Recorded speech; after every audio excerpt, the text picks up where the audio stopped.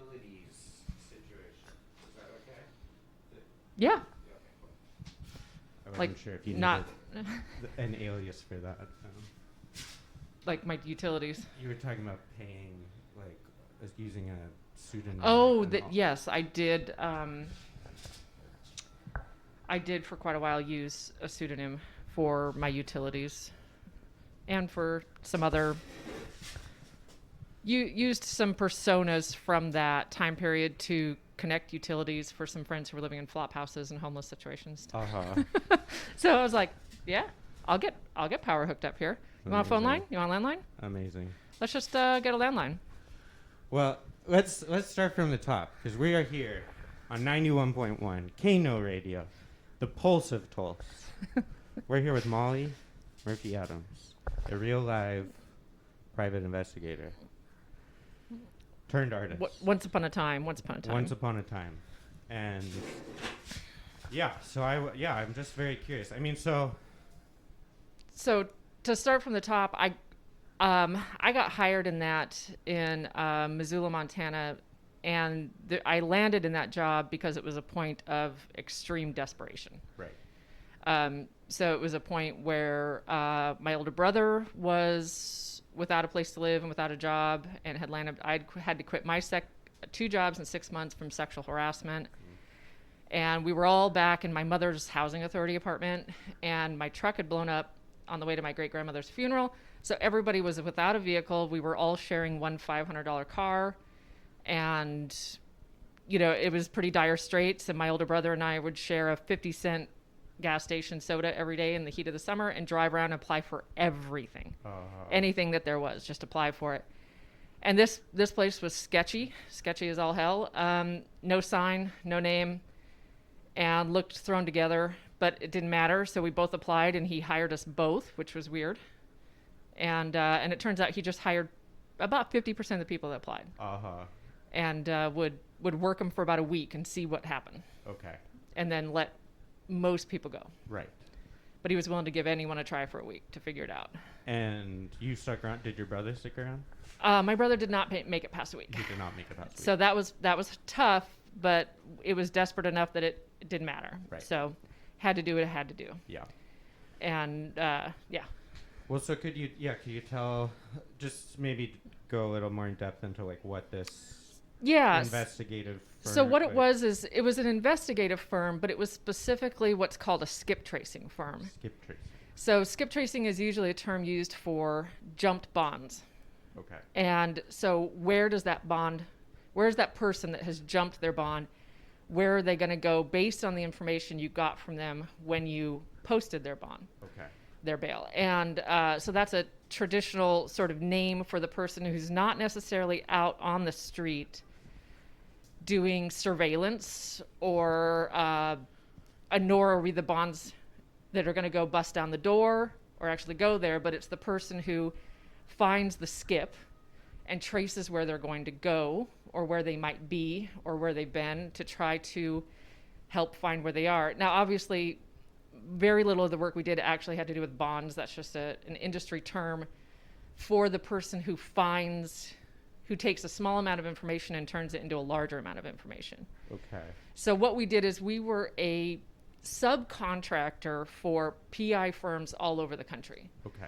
So if you go into a private investigator that's licensed and bonded in your state and you say, this phone number keeps calling, and when I pick up the phone, it hangs up when they hear my voice. I don't like it. I want to know. You take that phone number to a PI person and you say, I want to know who pays this bill. I want to know where it goes to physically. Where does it go to? And that's called a number break. And so that would be, I have a phone number and nothing else. You have to break it from there. Some people have an address and they want to know all the utilities that go in there physically and mailing addresses, and that's an address break. Some people have, and so then you start building information. So number breaks were the bread and butter. We did a lot of those every day. Okay. And so all of these PI firms for all over the country would have clients that come into them with pieces of information that they want to expand out. Right. A name, a number, an address, a cell phone. They want toll records on.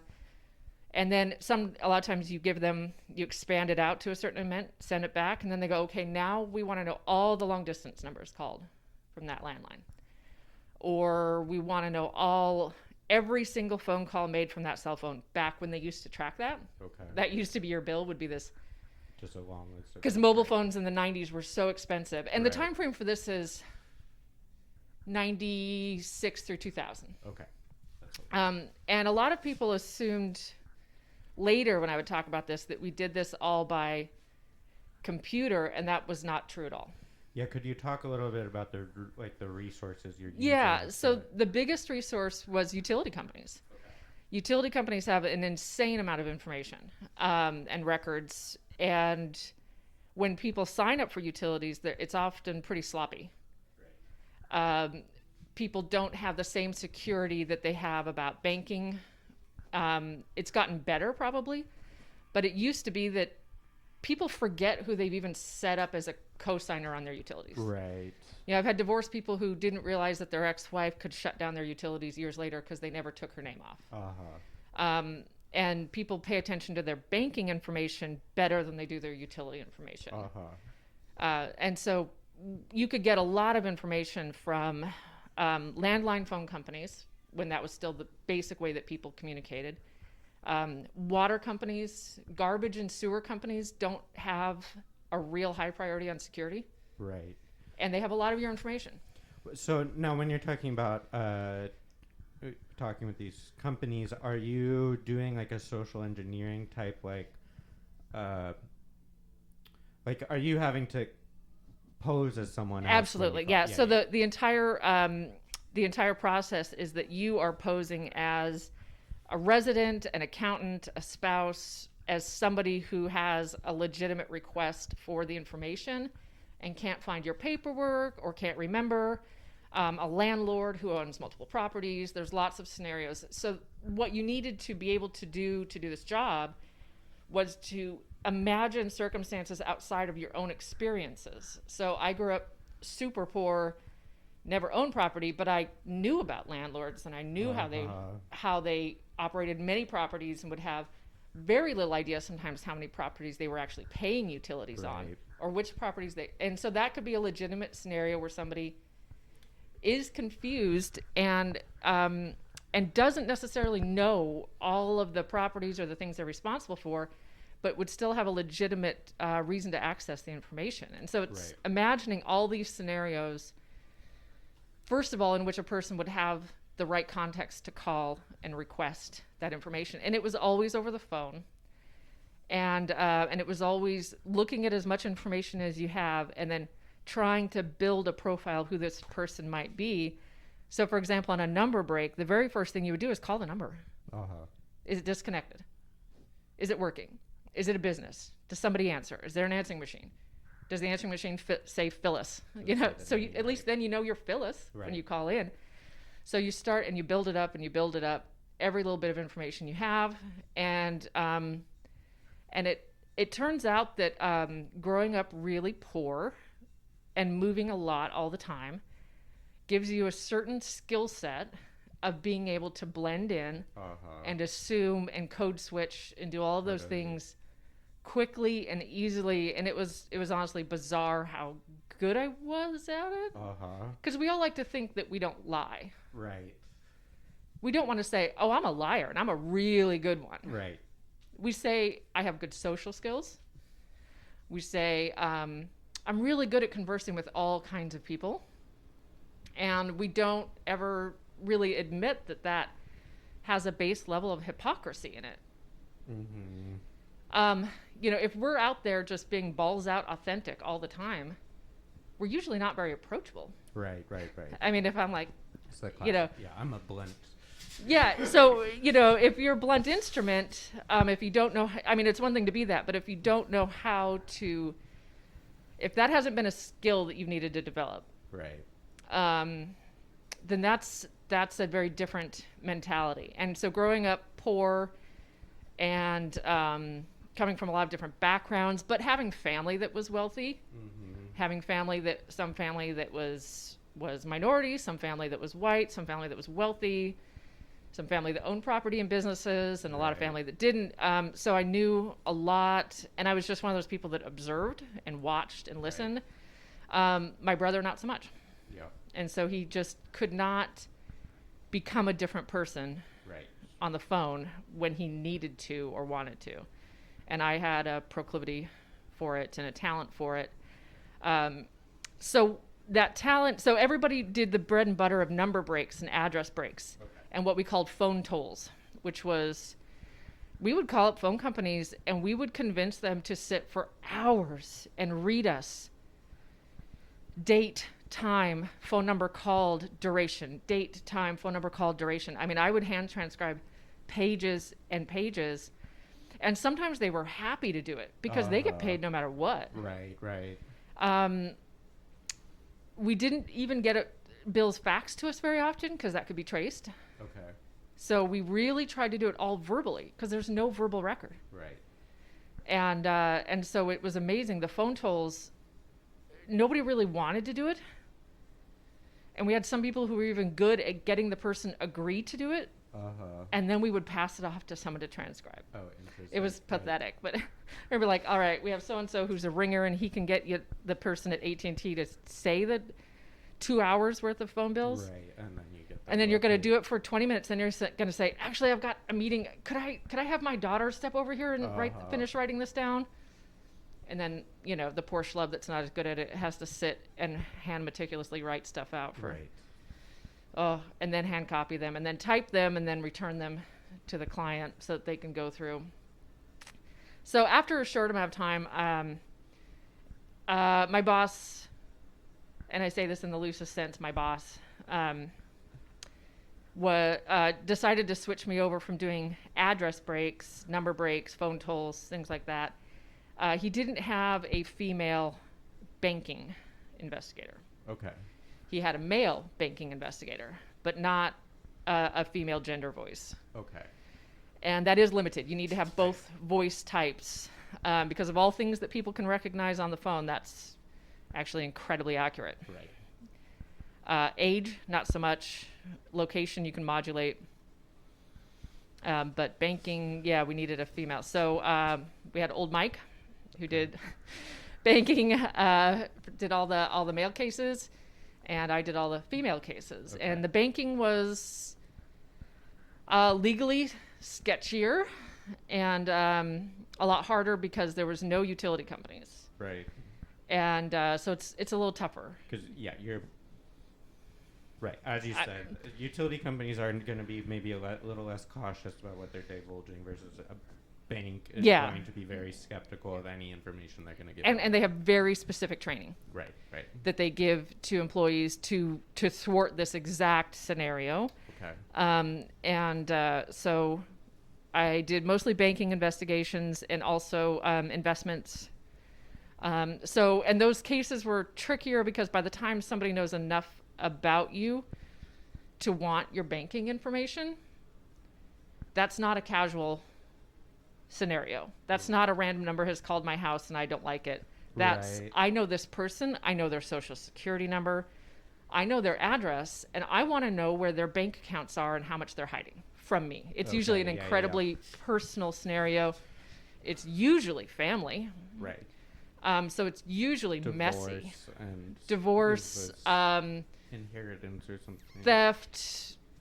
Mostly divorce. Just Yeah. divorce. But some business partnerships. Okay, that makes sense. So if you think somebody's embezzling or has a parallel account system somewhere and you're not sure, but you suspect, you might want to find as much out before you have that conversation. Right. So there were cases and there were times where I suspect maybe there was law enforcement feeding stuff, trying to get, to figure out some cases. So that got trickier, and I got that got deeper into his business organization. And unfortunately for me, it meant that I had to have a lot more contact with his client base. Okay. So he did a good job of trying to protect the people who worked there and the clients from knowing each other. Right. So every PI firm had a 2-letter code, AE, Okay. FG, whatever it was.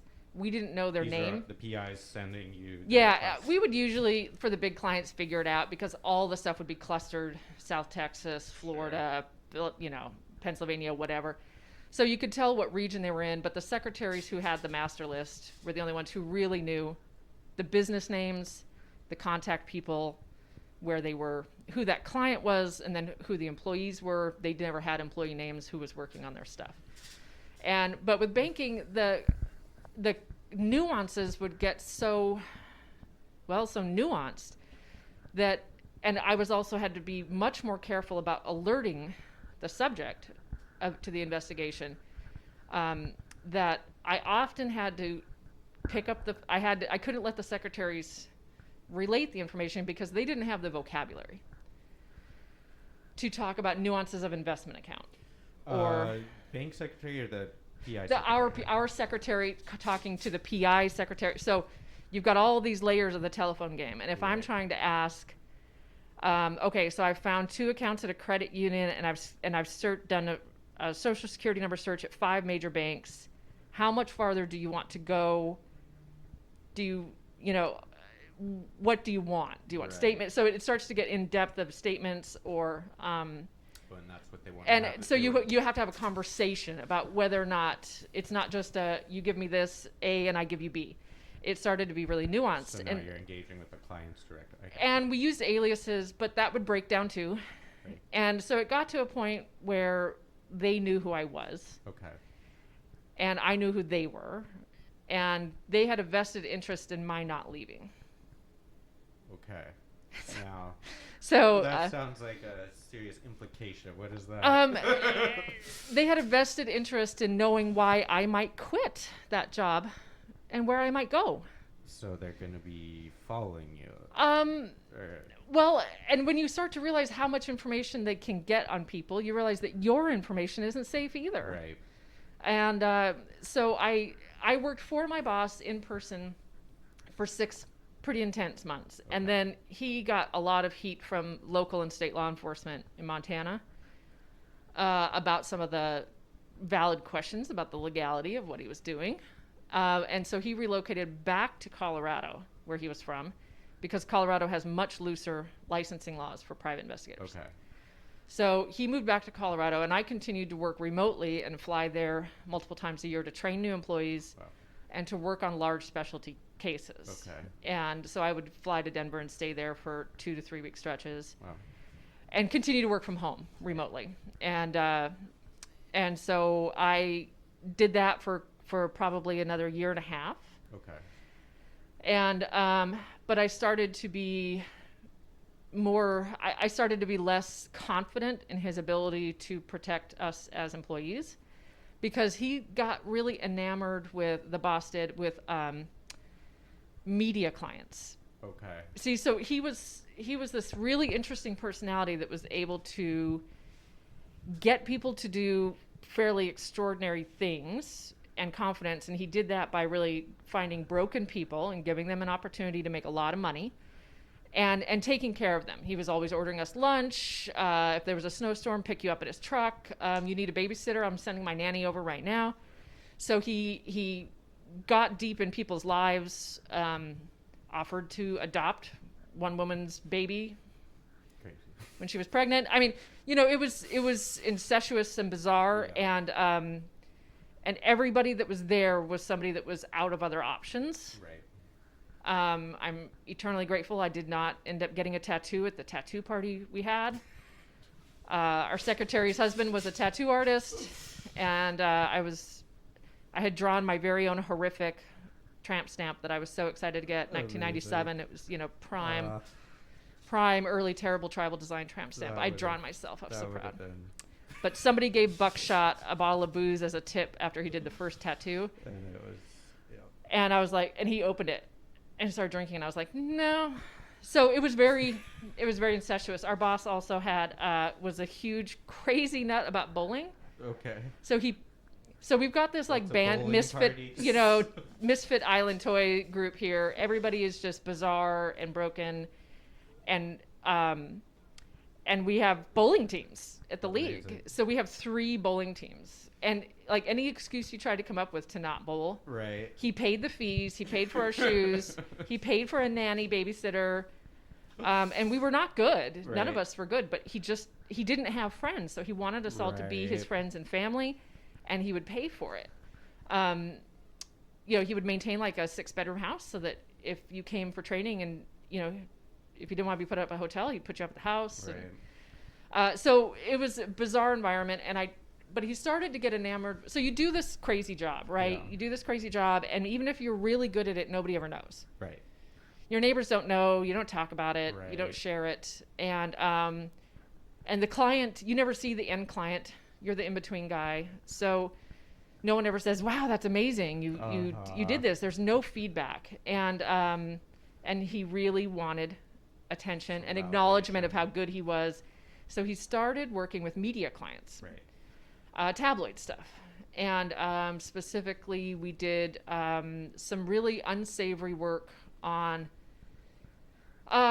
when Bill Cosby's son was murdered. We got a lot of the family's records, Wow. financial records, credit cards, phone tolls. I did not like that. We did, and what kind of broke the business at that time is we did a lot of work on the John Benet Ramsey case. Wow. And that was local. So he was in Denver by then, and a lot of phone tolls, credit card bills, down to every purchase that they had made. I personally have no pity for the family.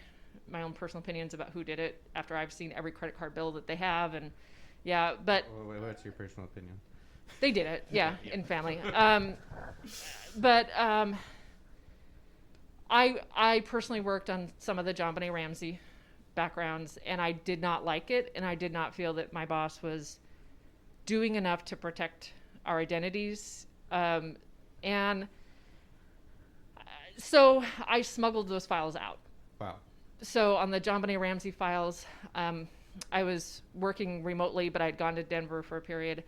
I took all the files in the Ramsey case that had my handwriting and my initials on them, and I smuggled them under my coat, and I took them home to Montana, and I triple wrapped them in plastic bags, and I buried them in the crawl space under my house.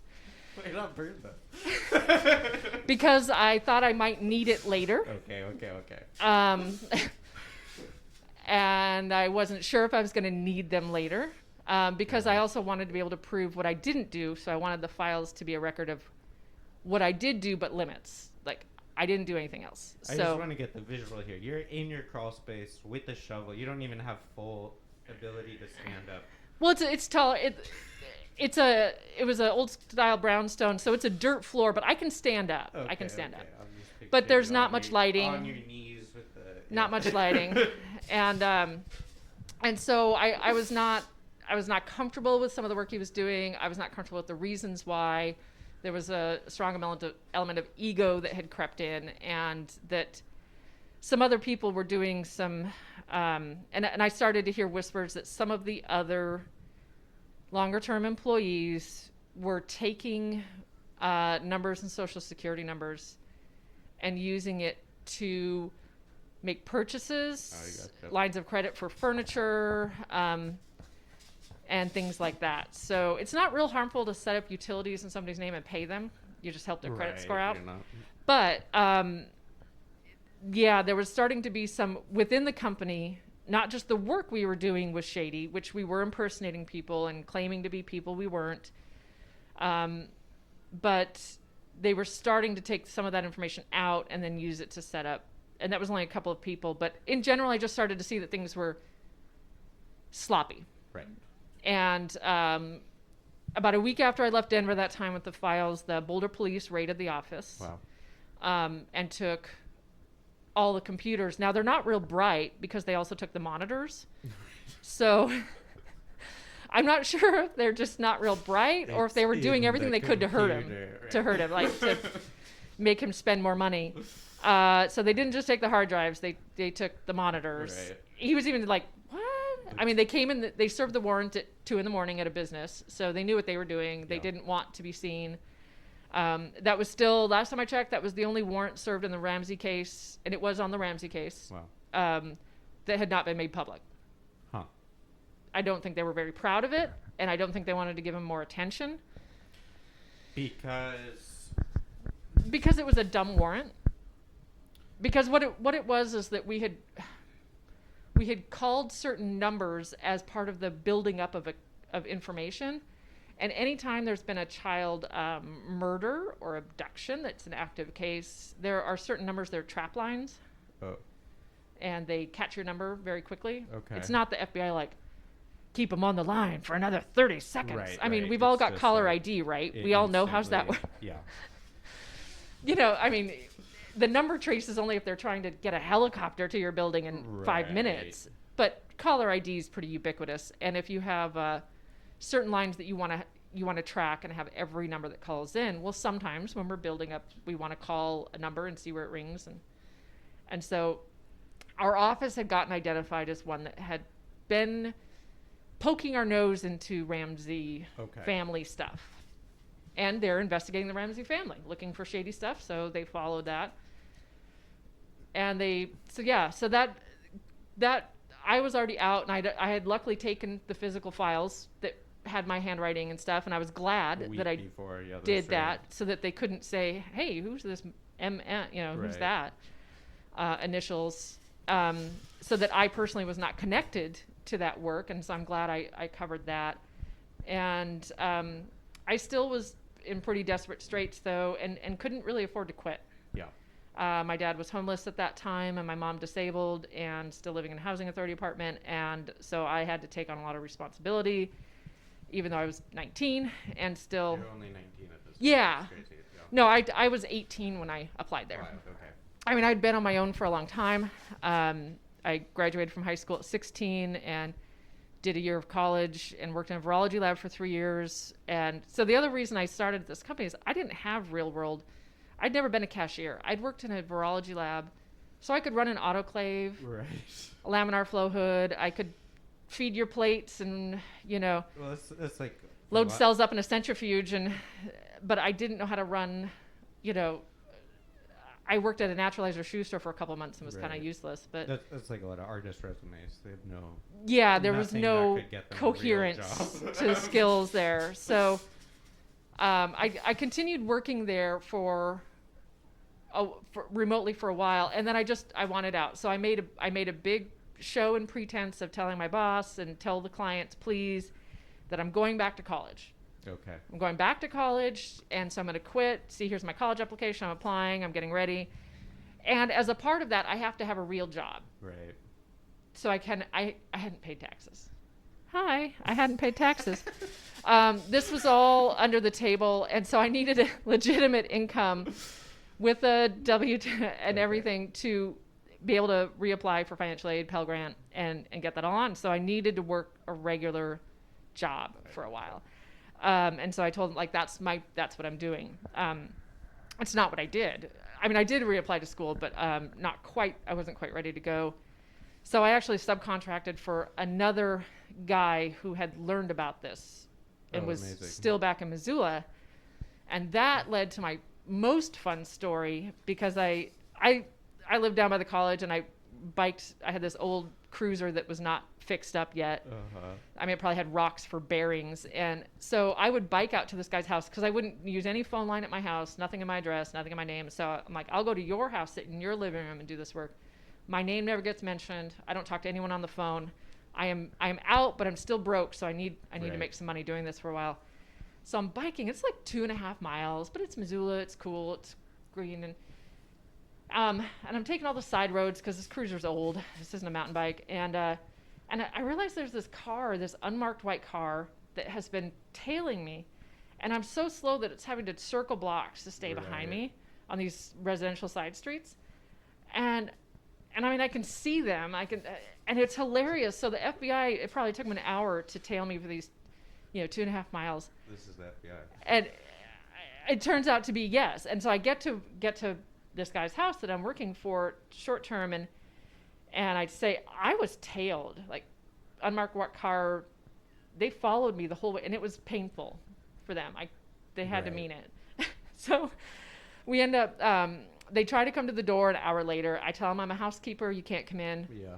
And in the meantime, we've got, hard disks and floppy disks because it's still the 90s. We're pounding them with hammers. We're shredding. Okay. And we're also, most people don't know this, but if a place has a landline, you can walk up outside of anyone's house and plug a phone in. Oh. Every house has an external jack. Uh-huh. So you can so he and a friend are just going up to different poles and houses and calling on secure lines, that making phone calls like, does anyone know what's going on? He's walking to a neighbor's house, plugging in a in an alley. Okay. So that it can't be traced to his number. Yeah. Trying to find out, like, talk to some clients, like, hey, anyone hearing any rumors? What's going on? Not getting any feedback, and then they come back, the FBI come back a second time, and they look hilarious. They've got pastel polo shirts, and not quite aviator glasses, but close, sunglasses, and jeans, and the belt, and they have black leather fanny packs. Amazing. Because that's where their firearm is hidden. The 90s. Air quotes, hidden. And Missoula's a funky, groovy mountain college town, like Boulder or Portland or something. Nobody dresses like that. Right. Like, you think you're incognito, but you're just screaming lame. Yeah. Lame with your buzz cut and your pastel and your matching little fanny packs. All to the left so a right-handed person can grab their firearm, Amazing. Hilarious. So they finally just say what they're there for. Okay. And it was a kidnapping case. Huh. And they were like, we have reason to believe that you have an abducted child in this building, and we are going to come in. And I was like, damn. Right. No, we don't. Yeah.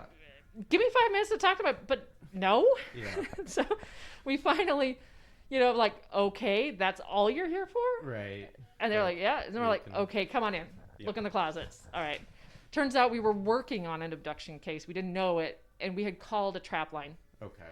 That was the contact number for the abductor. If anyone had called the family, they had routed the family's phone number to another location for the FBI to be able to monitor any incoming calls. This is like if he's going to call with a ransom or something. Or if somebody has information or whatever. So they can do that. And so we had called that trap line, and it turns out the kid actually was in Montana. He had been abducted from, I think, Arizona or something. And they did end up finding him in a cave outside of Billings, Montana or something. So it wasn't unrealistic that a Montana number, because they had traced, I guess, a sighting in Idaho or something. So yeah, that was but I didn't know that and for hours, and had thought it might be connected to the files I had taken. Right. Yeah, that day involved gin. Lots of gin. Yeah, can we take a quick break? I'm going to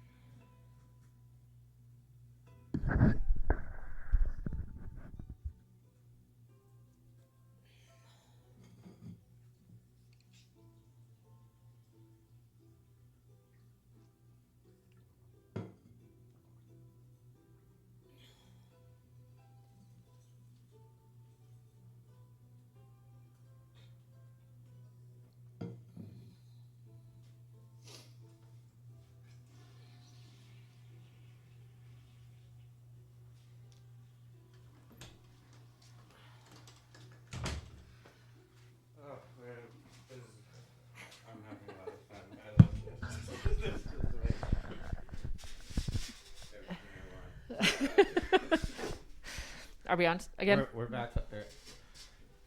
Check. Check.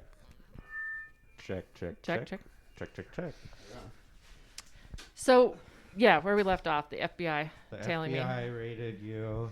And So we did destroy a lot of disks and damage some hard drives unnecessarily. But that was sort of that was the attitude, and the feeling was just ditch the any evidence or records that would tie us to anything. And shortly after that, I was approached. They had some mutual contacts had talked to some journalists who were doing some investigations about identity theft and identity fraud, and basically how tenuous the security on personal information was. Sure.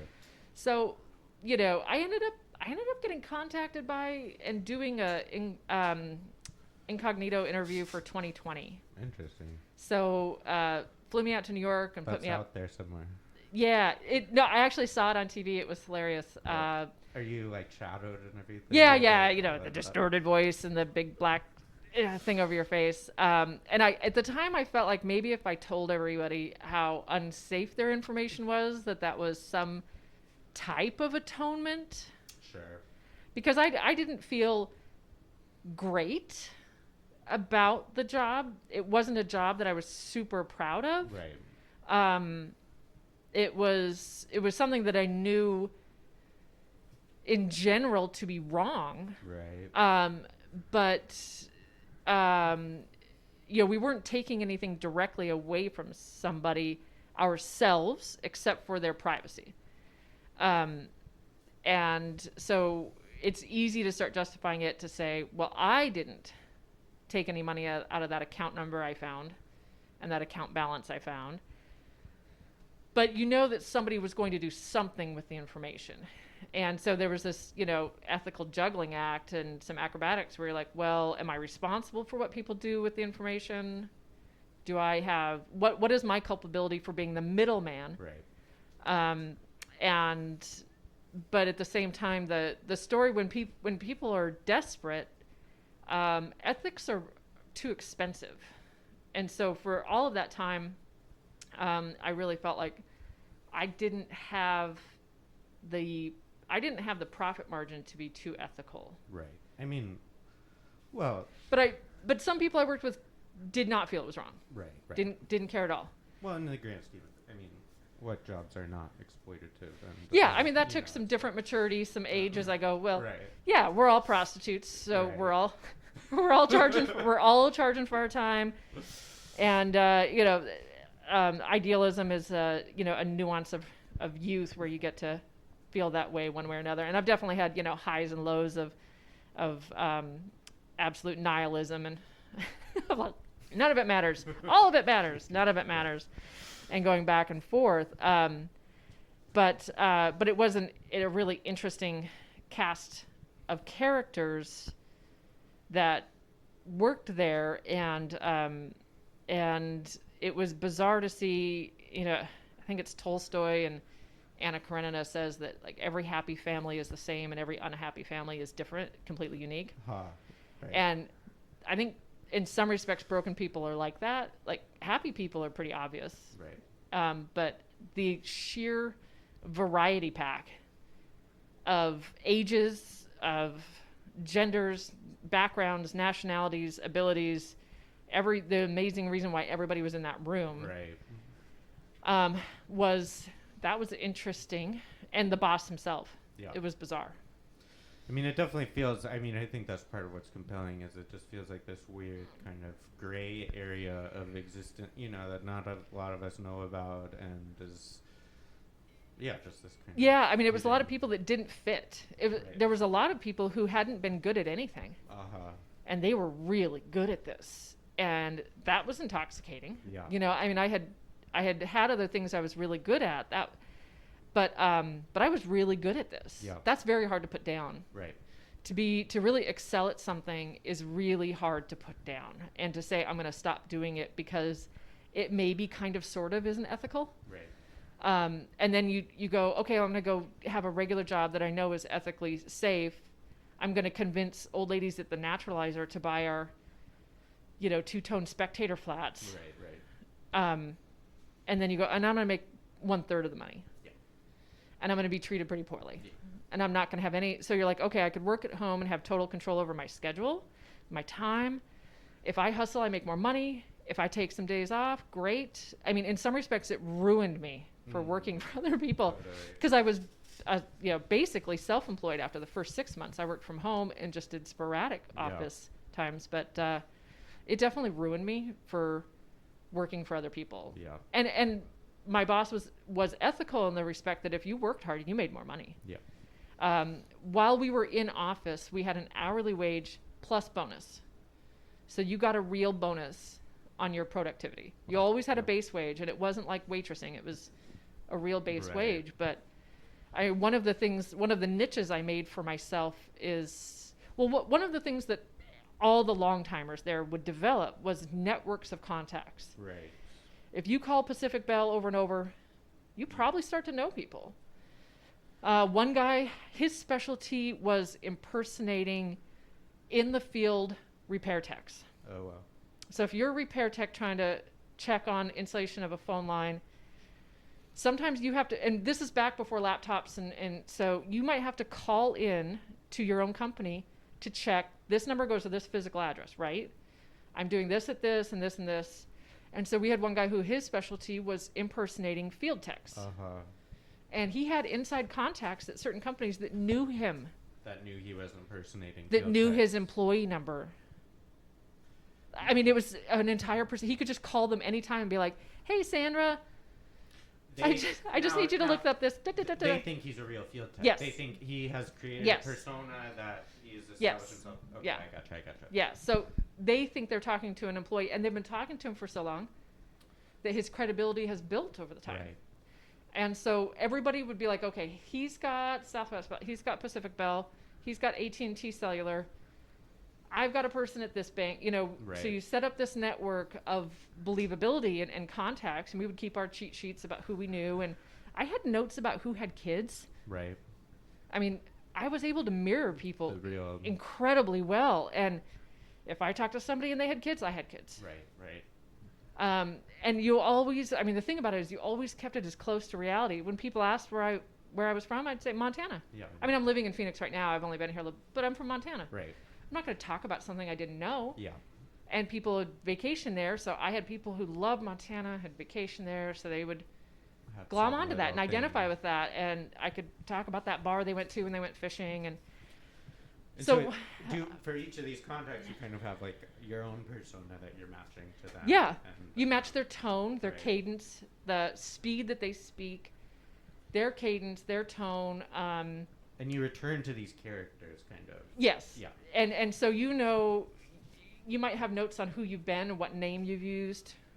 A lot of people would develop one consistent persona, so they would pick an alternate name, and so that they wouldn't forget Right. and get tripped up. And not your own, but you would pick an alternate name, maybe your middle name or something that you can remember, and kind of build a personality Right. that you can use at all these different points so that it's consistent and simple. And so everybody developed their own little specialties. And some techniques, like if you call into an electric company and you get transferred around quite a few times, your number no longer shows up as your number. Your number shows up as an internal number. Oh, I see. So if you call repair or installation and you're like, "Oh, I'm sorry, I don't know how I got here. Can you transfer me So over to you can billing?" kind of You go to billing and you say, "Can you strategically- transfer me to new installations?" You look like you're an internal number now. Right. So you could figure out, so they see who you are and where you're calling from, and will respond accordingly. Right. And you start to learn their own internal lingo for, is it a new installation or a new hookup or whatever it is that they do. Right. And so we developed a lot of understanding of their corporate culture, their corporate language, where the call centers were physically, what city. Yeah. I mean, Wow. because it wouldn't be obvious. Uh-huh. Because some of them might have different call centers for installation, but then one major call center for billing. And why would you need to know that? Like, just Because you'd want to say, like, how's the weather in San Jose? Oh, okay, you're just So you making- layer in building things that make rapport. you believable, that make you. So you want to know if AT&T has, for landlines, has the call center that does all repairs in Texas one place, and all billing and customer care is in another building, Right. another campus, another city. You want to know if they refer to certain regions by different names. And if you're calling and you know all of this and you're demonstrating total knowledge, then of you the don't trip system, any then flags. You don't exactly. you They're sound like, inside, this person is and obviously different than the yeah, regular and employees help customers. each other out. Yeah. You know, employees help makes each a lot other of out. sense. Yeah, and really do a lot of that. I did develop some of that for banking. Wow. And so one of my things that I developed is that I was able to break the internal security code for Wells Fargo every day. Now, what is that like? So pre total connectivity of computers, right? If you were from one Wells Fargo office calling another one with a question, maybe you've got a down computer, maybe you need to connect with someone, you would have an internal code that you could use over the phone that would say, I'm here and I'm from Wells Fargo and I got the new daily code this morning. You are. So now we can give sensitive information over the phone. Because they didn't have screen sharing, file sharing, a lot of the stuff that would probably make that moot now. And so they generated, I believe it was a 3-digit code every day. And it was just a numeric code. And so the way that I would do it is I would have back files of stuff that I knew. So let's say I would have 3 account numbers and I would know their names and some simple information. And I would even know the account balance that day. And I would call up and I would pretend to be from a branch and say, look, we've got computers down. We've got a tour bus that stopped in. We've got some people that need banking information. Here, I'm going to give all this information to you. And I just want you to confirm that it's true before my screen went down. Here's the name, account number, balance. Name, account number, balance. Do I have all 4 of those right? And I would get 3/4 of the way through it, and she would be go, yep, that's correct. And I would go nice and slow, and here's the next, and I would get to and I would go, here's the last account number, and I would go, oh my God, I didn't ask you the code of the day. I need you to give me the code of the day. And I would put the onus on the other person because I had given them all the sensitive information. Right. Even though it's always supposed to be the person receiving the call that asks for the code. Because if you're receiving the call, you know you work at Wells Fargo. Right. And so that was how I would do that. And I had branches that I would call and branches I would never. Right. And yeah. And sometimes I would call as a supervisor doing a code check. To like you are on the phone with them, I'm asking for saying I don't know the code today, and then you pretend to jump in. I'm giving them information, and then I'm like, I need to get the code from you before I give you any more of this. Okay. Or I would call as a supervisor and say, you know, there were ways that I would get them to forget that they were on the receiving end of the call instead of the making end of the call. Right. Because the receiver is always supposed to ask. So I got a $50 daily bonus every time I broke that. Amazing. So I wouldn't do it every day because we didn't have a caseload usually that would justify it. But I would, probably try to do it twice a week. Just to kind of save those up. That bonus. And then when I had 4 Wells Fargo cases that came in the last 3 days, then I'd do them all out. And then once you have the code, you can do anything. Right. You can call the call center and just be like, hi, I'm Tammy at branch so-and-so. And then we also paid for these enormous indexes of every single banking institution in the United States. It was bizarre. It was like encyclopedias, and it listed it by geography.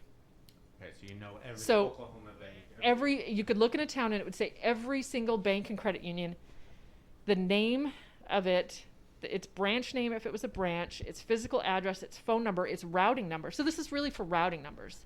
This is old school pre-internet wire transfer information back when people used to move money that way. And it was absolutely comprehensive.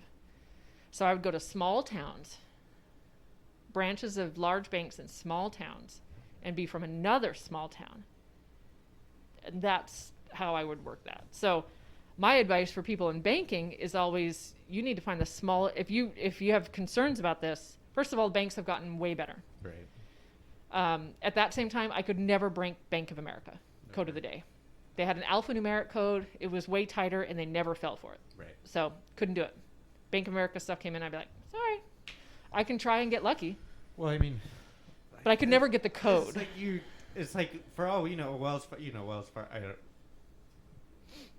I mean, the they all. level of scamming Wells Fargo goes up to, it's like maybe the Yeah, no, I equivalent don't feel bad still, for you know, that. it's like, Yeah, no, there's all we that's know, not my ethical it source. seems like these things could still work on a lot of, I just Well, think, there's always a person on the other end of the phone. exactly. So You're the talking code. about social engineering, and social Yeah. engineering always is still a very valid method of breaking Absolutely. past So computer systems. every one of these things is a customer service. Yeah. And customer service has to be able to respond to when people lose their records. Right. And so no matter how tight it is, at some point, actually the only one that doesn't is cryptocurrency. Right. They're the only ones that say, "Oh, you lost all your stuff? Fuck lost you. $1 million. Too bad. We told you. Right. We told you that it's your job to write down your digits Yeah. and figure it out and keep it there." And Yeah, I almost lost $100 in Bitcoins because I duplicated the digits twice. And I couldn't figure out my Yeah. password. Yeah. yeah, and they are fine with you never retrieving that money. Yeah. Yeah. It can sit. It just bolsters their. I don't know what their legality is of when it turns over and becomes unclaimed. I don't think it ever. So I banks think used. that's part of the reason. There's like. So banks used to have a law of how many years an unclaimed bank account would Okay. turn over, and so that used to be something that you could actually legitimately hide money. I mean, my grandfather had a business partner that embezzled money, put it under, and this is back in the 70s when banks barely asked for ID to set up an account, and so he set him up under false names, maybe even no social security number, and he died of a heart attack. And then you So they weren't found able to money recover and any of the all money. this lost account And the that- bank yeah, just right. goes, they shrug because, hey, you wait 15 years and that reverts. Right. So not their problem. They're not under obligation to seek you out. Right. It just sits. So, so my advice was always credit unions, Right. small credit unions. That makes sense. And the smaller they are, the small town. And now with there's so few restrictions, you don't have to be a member of anything. Right. But credit unions are much more secure just by their sheer size and scale. And they're way more responsive than corporate banks about, if you tell them, I need you to ask the security question, put this on my account, they'll put notes in there. Yeah. You can tell them, like, I've had a family member steal my identity. You're saying use credit unions over. Yeah, larger the banks credit 'cause unions, They're more secure. Yeah, they're more you're not talking secure about- usually just because of their scale. Yeah. Because they have fewer branches and because they will usually know who works at every damn branch. Right. No one's going to call up and scam and say, I'm from the other branch. So I'm like, no, you don't. Yeah. We have drinks. Right. No, you're not. So the scale is smaller, the security is better, and they're more inclined towards customer service because they are a credit union. Yeah. And so that's my advice for security as far as banking goes. Right. And in general, the computer, how that has changed customer service at all of these companies, that everybody has access in real time to shared screens. So it would definitely be a different world now Sure. to try to do that job. But I would still think that it would always still be person to person. A lot of it still applies. Yeah, because the people are still the weak link in all of this. Right. It reminds me, before I was 21, my strategy for buying gear is I would come after work when I'm really sweaty. I would wear a bandana and I would buy Tall Boys. And that combination of being sweaty with a bandana and getting Tall Boys, working man. No Yes, questions. working no man. Questions asked. Yeah, I just lived in Montana, so if you were old enough to reach up and tall enough to put the money on the Right, counter. right. Yeah, I was telling my daughter a story about when I graduated from high school and going to the bar to celebrate. And she was like, didn't you graduate when you were 16? I was like, yeah, I sure did. And I remember drunkenly telling the bartender that now that I graduated, I had more free time and he'd be seeing a lot more of me. So, Yeah, no, I have a young friend from, some friends from, well, I'm from Washington, and so a lot of people. that's it, pretty close. It's a common, a lot of people go to school in Missoula and stuff. Yeah, and, yeah, it's a little regional corridor there. Yeah. But a famous drunk driving state, Montana. Yeah, it used to have a law when I was younger. I don't know if it's still in effect that you could have the number of open containers in the car had to be one less than the number of people in the car. So if you had 3 people in the car, you could have 2 open containers, Right. because that meant the driver wasn't Right, drinking. Of course, you can't be drunk if there's only 2 beers. Yeah. I don't think There's no that's. speed limits. I think they've evened out some of those discrepancies in the law, but yeah. Yeah. Well, so I want to backtrack a little bit. Yeah. So I kind of want to just, like, you're talking about the Ramsey case, and you're talking about getting raided by the FBI. So I think one of my questions is, like, the intersection of clients. So, like, are the police, like, you say, like, the police are sometimes maybe feeding you, asking for information or something. Yeah, there were only a rare couple of occasions where I felt like what they were building up was a legal case. And the implication... And that was on some large-scale embezzlement, where I Right. found out later that the reason we were getting so much banking information about this person was that they were going to be indicted for a major embezzlement crime. Now, and I don't even know if the law enforcement or whoever had gone to a PI knew how the information was going to be acquired, Right. because they're just kind of outsourcing the detective work. maybe it's easier to get it this way. Maybe they wanted confirmation before they did an official discovery request. You know what I mean? Like, you don't know what you're looking for until you know what you're looking for. Now, we had a lot of spouses that you can't ask for information about a banking account unless you know where it is. So what if you think your spouse has hidden accounts in 5 banks? Right. All over, maybe in other states. How do you even know? You can't just start throwing darts at everything. You have to pinpoint it a little bit. So if we said, okay, I'm going to run that social security number at the 10 largest banks in the country, Right. and at least tell you if anything pings or not, that's a starting point. So a lot of people, this might be involved in legal cases, but they had to get an idea of where they were sniffing, where it was going to go, and sometimes it was easier to just pay $200 to say, tell me if I'm hot or cold. Right. Give me a starting point, and then this person can get a request for discovery on this, or because otherwise you don't know if you're just barking up a wrong tree or not. Right. So I don't think law enforcement was ever actively engaging us to do their dirty work, but I do feel like there were times where either prosecutors or defense would end up going through layers of insulation, and it would end up at us that we would be cutting a lot of the dead wood and going, yes, this person has bank accounts at these 3 institutions. Sure. Or, yes, this person has a residence in another state. Okay.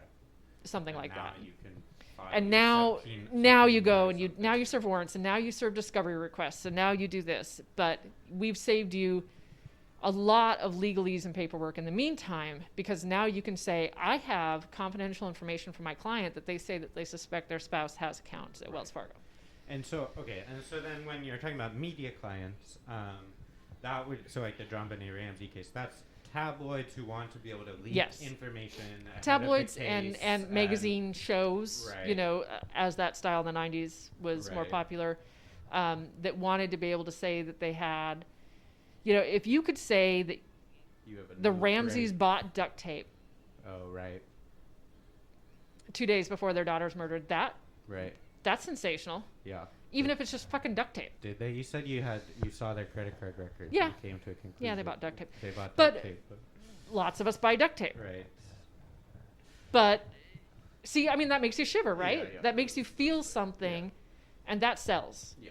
So being able to say that, so-and-so, a celebrity who had a relative that was murdered, that they got these phone calls, or, sometimes it's just, that part got ugly, because I was like, I don't want to, we've all learned what Bill Cosby is now, but working on that case where we were getting phone records of his family, that felt really gross, because I thought, we don't need to know who his family calls when they're in distress. Right. That's not our business. Right. That's not cool. I don't want to help harass people that are grieving. Right. Um, And this was before the Cosby. yeah, this different is when he was relationship still. towards This was Cosby. when he was still like everyone's favorite, Jello American and Yeah. pudding pops. I actually didn't know that his son was murdered. I had never heard that. Yeah, so his son was shot. He had like a flat tire or something and was shot on the side of the road. Yeah, ugly. And he did a lot of sort of public speaking after that, talking about we forget how great Bill Cosby was. Right. Like talking about not wanting revenge and not carrying hate in your heart, and taking care of his family through this, and it was wholesome, and so yeah, his son was murdered, and so he was thrown in the limelight, as well as his daughters and wife, and obviously not in the same way they are now, but I'm sure people are trying to get their records, have been for years. So my boss got enamored with the process of feeling important, of being able to see some of his work played out in a public sphere. Right. And that led to him being indicted by the Federal Trade Commission. Right. So can we get into your post this? So I got out. That was, my timing is not usually great. I buy houses high and sell low. My timing is not usually great. But in that regard, I listened to my instincts and got out, even though it meant I was really broke for a while, trying to get back to school. But it meant that I do not have pictures of myself on the internet testifying before Congress. so yeah, I timed it. Right. So a lot of people that stayed there and stayed working did face some legal ramifications. Now, what did they have to testify? What brought them in front of Congress? So they specifically did the Federal Trade Commission hearings and had to. I've looked up some of it, and I'm not sure I understand all of it. They were trying to, I think, crack down on this kind of identity fraud. Okay. Because calling up a company and claiming to be somebody else to get people's personal information is fraud. And because you're getting compensated for it, it's definitely fraud. It's not just malicious harassment. So you're using phone lines and you're impersonating companies for a very for compensation, not just for I just wanted to know who my boyfriend was calling. Right. It's not that. Okay, so sorry to backtrack. That brings up, I think that was one of the, you're basically committing crimes all day within a private investigative firm. Yeah, all day, every day. That's what is happening inside. These are very, just the basic operation of any private investigator is at least for this illegal. kind of phone-based research or skip tracing, yes. Whether or not a private investigator that does more in-person surveillance is breaking the law is actually usually pretty nuanced to local state laws about how far, how much you can follow somebody, how close behind. But we weren't doing physical surveillance. We were doing research and information building and skip tracing. So it was all long distance. We were never in the same city as anyone. Nobody in Missoula was going to pay for anyone else's Missoula information. Right. So that never happened. So it was illegal, but it was difficult to prove because even with the phone recording says, "I'm Sandra from San Jose." They don't have any way to say, "No, really, that was Molly in Missoula." Right. So that was part of the why we did it that way, was that there wasn't any trail. There was no proof. We were like, well, I don't know who called your office and did that. Now it might be wrong. It might be proved wrong when they find our files, but that wasn't my business to handle archiving and how long we would keep those files. Right. And the private investigator would say, well, I got these, but I didn't get them. I don't know how they got them. So it was providing everybody just a little bit of layer of distance and denial of culpability. But yes, we were lying. Yeah. And it was absolutely clear and obvious.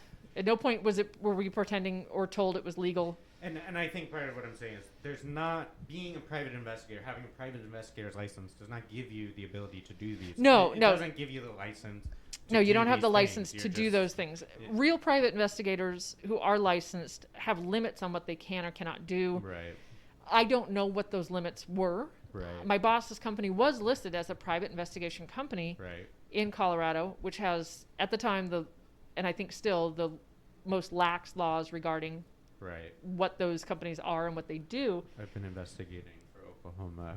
Everybody was curious. Yeah, I mean, so I don't know, and that's why there were a lot of companies based in Colorado, even if they didn't operate there. Right. So they would have an office there, and then a satellite office where they really were. So we knew what we were doing and we knew it was wrong, but for the most part, it just flew under the radar. Yeah. And because no one person was so upset about having their information stolen that they were going to pursue it. And so it wasn't until, really a lot of, I think, large-scale companies felt that they were... liability or something. Yeah, they were liable for giving out information and that they were unable to be... to serve their customers, to provide customer service, and keep their customers safe. Right. That the intersection of those two goals left loopholes that they just couldn't close. Right. And especially not for hourly wage. Right. I mean, you could have closed that. Bank of America closed it. Okay. So I had a hell of a time doing anything with Bank of America because they either threatened, cajoled, or paid their employees enough to plug those holes, and they were also willing to basically shrink the circle of customer service on their Venn diagram and be willing to tell a customer who called in who was missing some information, no, just say no, you have to go to a branch, take ID, no. And so, their corporate values, they were able to say, we value security more than making the customer happy every single phone call. Right. So minimize that part, maximize this part, that's how we're going to meet it. Whereas Wells Fargo had taken over a lot of small town banks. Right. And their corporate culture at all of those small branches in all of these rural areas of Washington, Idaho, Montana, especially the Northwest, were still based in those older corporate cultures that were all about customer service and feeling like everybody's local being and friendly and not being skeptical of people. Yeah. And so, but I think a lot of companies did feel, and were making large-scale complaints to the Federal Trade Commission, to state offices and Attorney General offices, and saying, we're feeling liable. What are we going to do? How do we stop this? And these people are moving. They change business names. So this would have targeted probably multiple private. This would have been against broader. My boss had a client list of 400 private investigators. Right. So this was not just a few. They were all everything from large firms in places like Miami and LA to rinky-dink one-guy offices in small towns. And so he served a ton of different investigators in all these different states and cities. And so when everything is dispersed out like that, it's very hard for any state to grapple with it because one state can't grapple with it. And so it finally just, it was sloppy enough and it got big enough to where it just got too much attention. And the Federal Trade Commission felt that this was coupled with identity theft. Sorry, it was specifically targeting him and not, it wasn't. No, his company was specifically named and indicted. It was not a broad wave of private investigative companies. It was him. There might have been a couple other, but it was his name that was on the indictment. And because his and it was firm probably was meant as an focused example on this banking. It was kind of the design of his firm was set up so to they do could, this activity. Yeah, and so I think they felt that if they could curtail what he was doing because he was a distributor. Yeah. To all of these small PI firms. And that if you've got 400 firms sourcing their data at one point, if you can choke off that one point, you're going to have to make all of them look for alternative, or maybe, if you're lucky, change their business practices and say, I can't do that. That's too hot right now. We're not doing that. Sure. Or maybe just do it on a smaller scale. So it certainly worked. Yeah. It eventually put him out of business. And it did eventually take some of the less savory characters there who were willing to do media work, whatever, and true identity theft. I don't think much of what we did was real identity theft. Yeah. I think a lot of what we did was conflict resolution. So people have a conflict between each other. Right. And they need some information to resolve the conflict. And so I felt like a lot of what we were doing was person to person. Yeah. I did not think that there was somebody out there who was like, I heard if I just have a different identity, I can go get a credit line at the furniture rent-to-own place. Right. People aren't going to an investigator. No, they're not going to go pay for somebody else's money. Yeah. They're going to get your old mail from a rental. They're going to whatever. Family members usually do identity theft. Right. Or now it's much larger entities that are actively out there searching for credit card numbers and stuff. Buy a list of Yeah. the internet. So what we were doing is providing information between parties that had some kind of conflict. Right.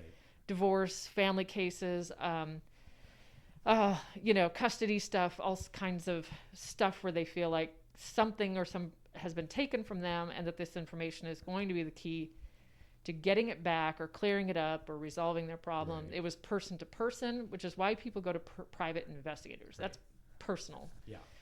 And so I think there was consequences of identity theft that happened, but I think it was collateral damage. Right. It was not our focus. Well, it does. I mean, I think I've just been, in the context of like police abolition, for example, the idea of the cops are not some entity that resolves every conflict in our society and solves every crime. There's like a lot of, the ability to resolve a conflict outside of the legal system is theoretically that's not a actually bad thing. The legal system will tell you, please do that. Yeah. Right. Every attorney is going to go, you should really try to figure this out on your own. I mean, there's almost no attorney that's like, yeah, I'd love to work on this dead end case for you and listen to all your personal bullshit. Right. No, nobody wants to do that. And so, I felt like the identity theft is what got everybody's attention legally, and caused the indictments and caused the business to be shut down and caused probably a good tightening up of things. But it didn't really solve the problem in the first place, was that people needed this information for a reason. And I'm not sure that it really solved the identity theft. No. Because as you're well versed, it just we weren't really doing identity theft, but... I mean, if anything, it seems like more of that product of the 90s, like the rise of credit cards, this just kind of like this general fear mongering around like, oh, do you, in the same way that right now there's the same identity theft wave of fear mongering about like, these companies advertising to do darknet searches for you, which is just like total bullshit. And I'm sure that moment. And I'm sure you have an experience where when you learn too much about something, and anything, if you learn how the sausage is made and you watch it, you have this moment of panic of realizing that you were blindly going through, had no idea how any of this worked, and you were content and ignorant. Totally. And you kind of wish you could go back. And you have to get to a certain point where you shrug your shoulders and go, welp, anybody can get my information anytime they want. Right. But they haven't. Right. So I guess we're just going to hide in the sheer volume of the numbers in the matrix, and just that really it's a statistical quantity is our friend, and that there's a mass quantity of information out there, and that there's not much reason why they're looking for yours. Right. And that there's a few things you can do,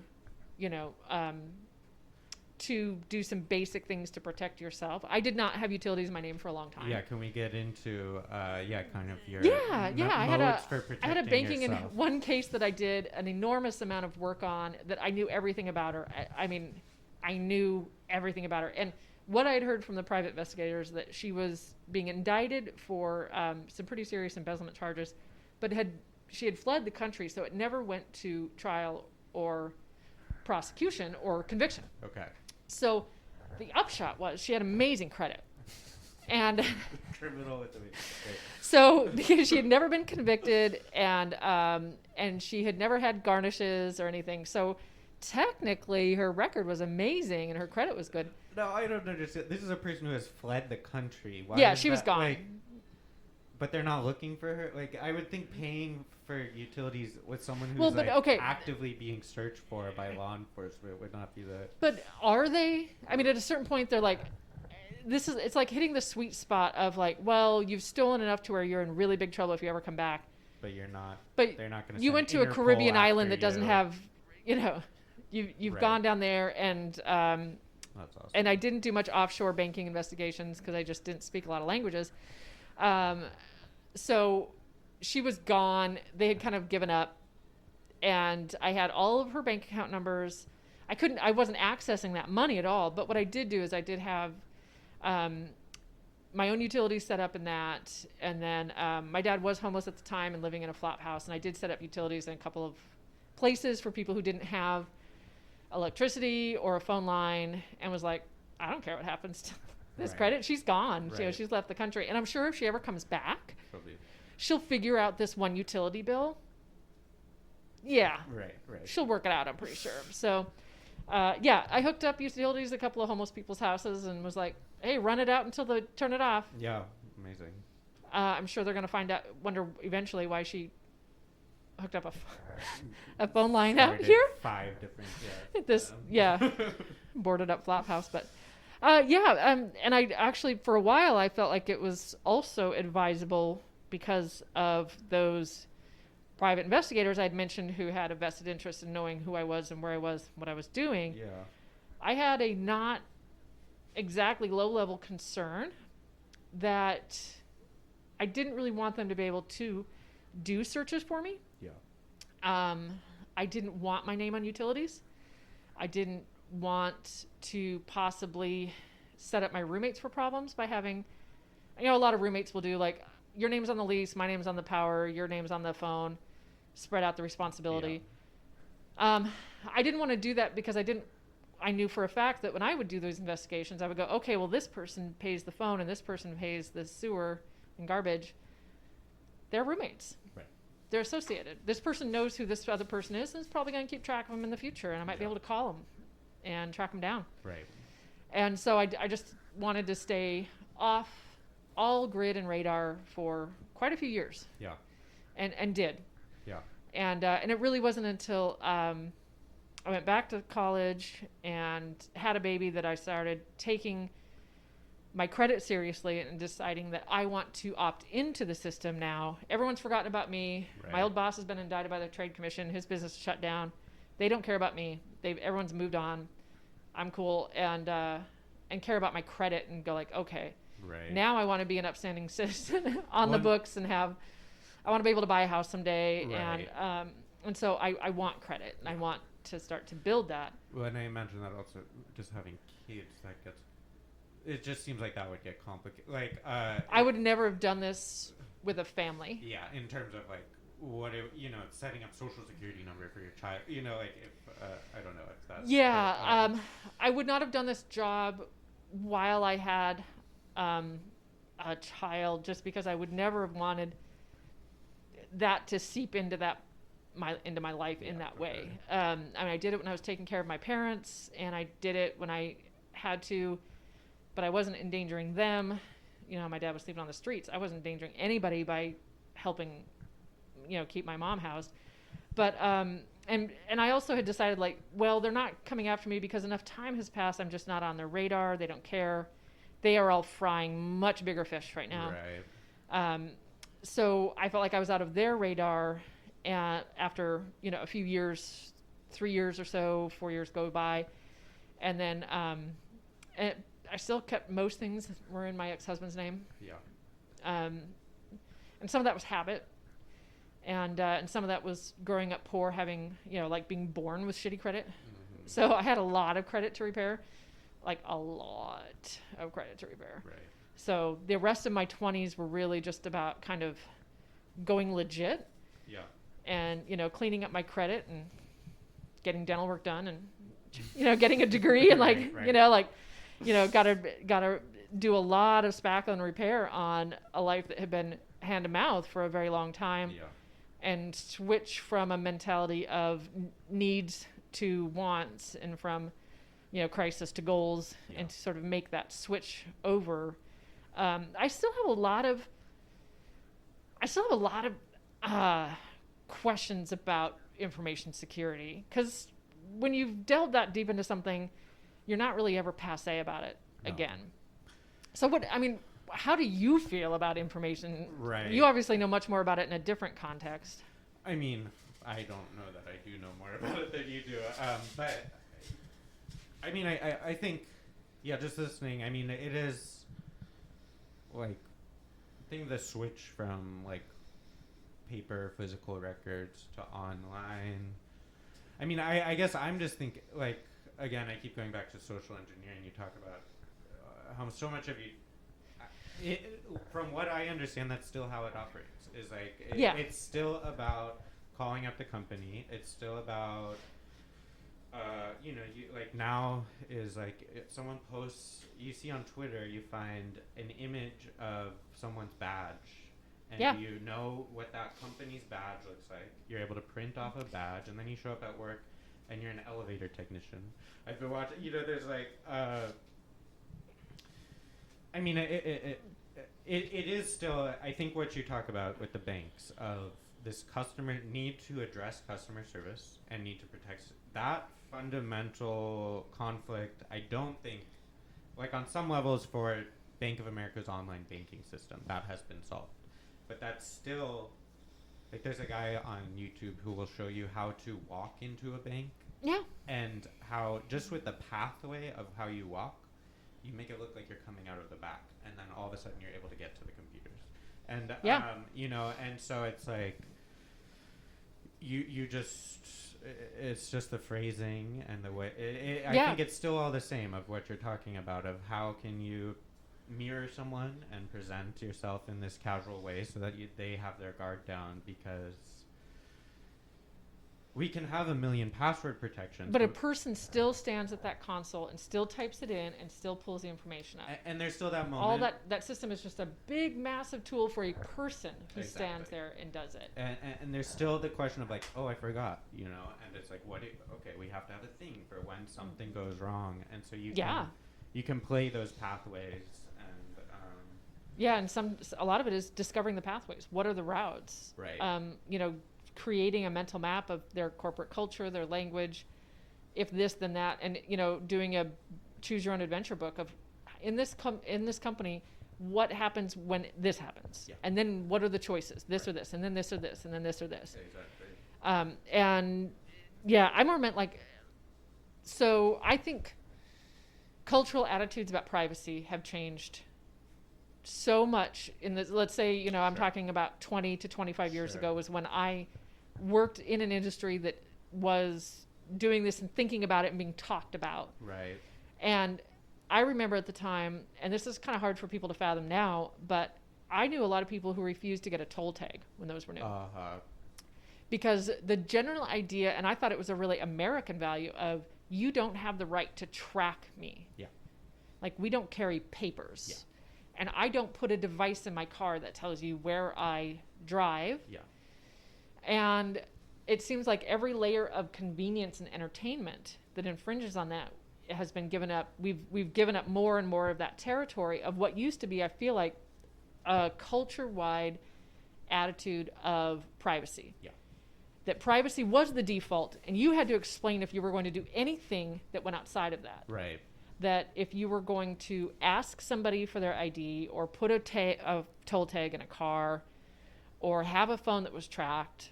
I mean, I remember when people were uncomfortable with everybody having a caller ID box in their house. Right. Like, why do you need to know Right. That was the number that's calling you? That was the first step. So there's been, and then I feel like the only thing that was required to push that over the edge was entertainment. just like- offering a benefit to Like, get well, out what over social your media privacy. does. Yeah. And now I have to, like, I go down the rabbit hole. I have to be very careful to not give into prepper Right. instincts, because I grew up really poor and in houses where we only had wood heat and wood cook ranges and gas lights and stuff. So I have to resist that urge to stockpile. And because I worked in a virology lab, I have to resist the urge to, and I still follow a lot of epidemiology news and infectious disease literature, and Wow. this has been a weird 6 Yeah. months. Like, everybody's all up in my hobby, and it's Right. weird, and they don't know what they're talking about. So I have lots of different areas where I have way too much information, Right. and I have to resist and also just growing up poor and having to move constantly, catastrophizing in Yeah. general. Yeah. So those are things I know I have to resist.